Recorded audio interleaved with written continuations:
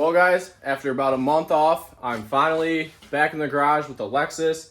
I've been working on a couple other cars along with my daily driver Honda Accord, getting all new suspension and stuff in that.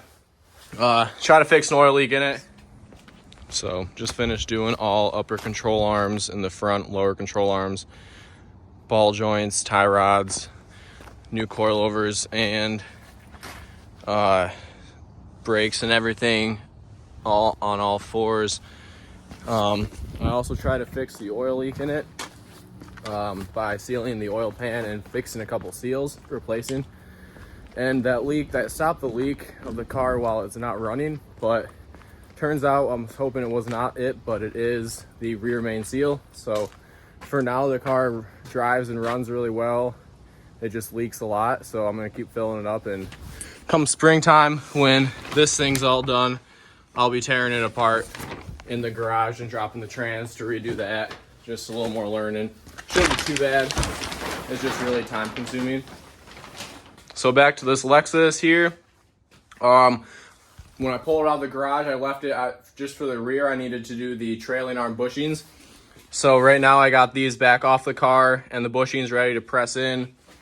Since it's cold, I'm using this time to shrink down these bushings so they get cold and they slide in better. This slid in, but we couldn't get it anymore, so we're letting it cool down. Might have to pull it out and rework it. But once I get that done, the next big project on it is going to be getting ready to drop the subframe. So I already have the hood off. I got to take these fenders off here just because I'm going to be elevating the engine with an engine, some type of hoist system that goes across there to drop the subframe out.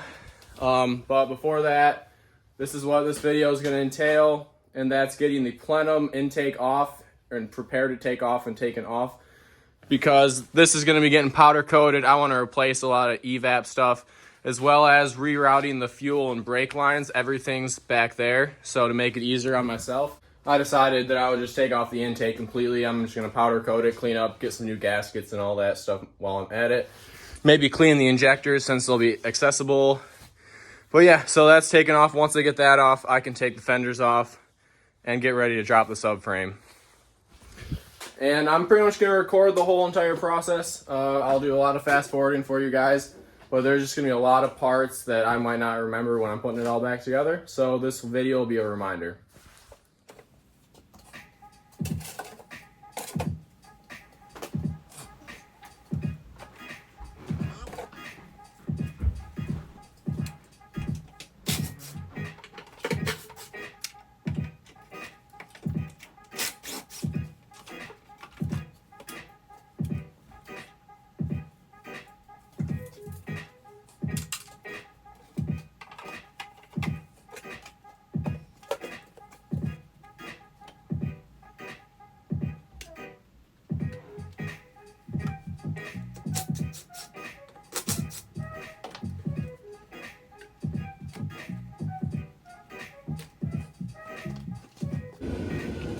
So far, got this intake off. All the hoses popped off of this section.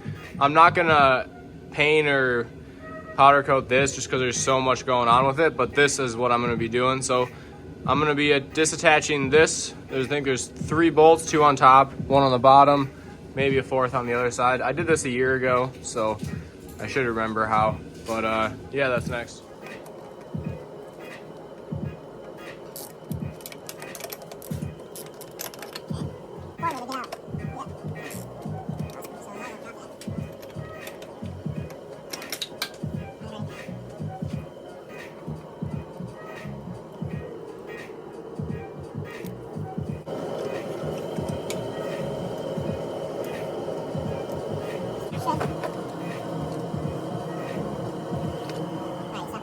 Well, all that is out. Everything is disconnected. There's this rack of all the evap hoses, which I'm not sure what I'm gonna do with those now that my evap system's out.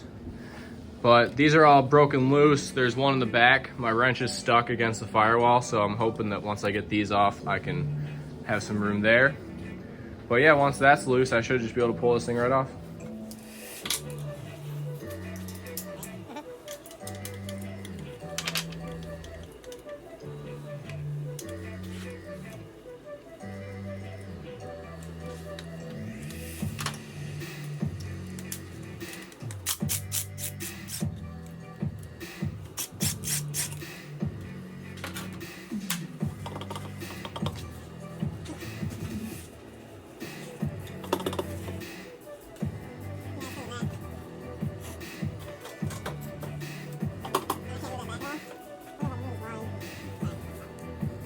Okay, so this line right here comes off of this underneath, along with this line.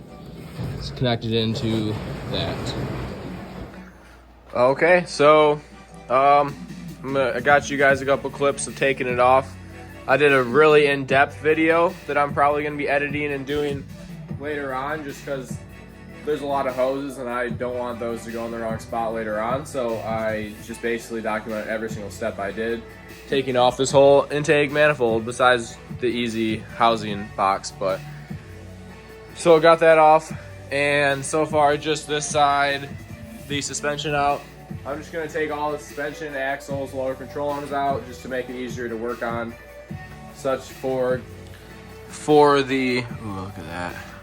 For the steering column, there's a bolt back there that's would be a lot easier to get to if none of this was here. So, and just getting the subframe out and all that, it's gonna be a lot easier. So tomorrow when I get up in the morning, I'm gonna go to the store. I gotta get a couple tools.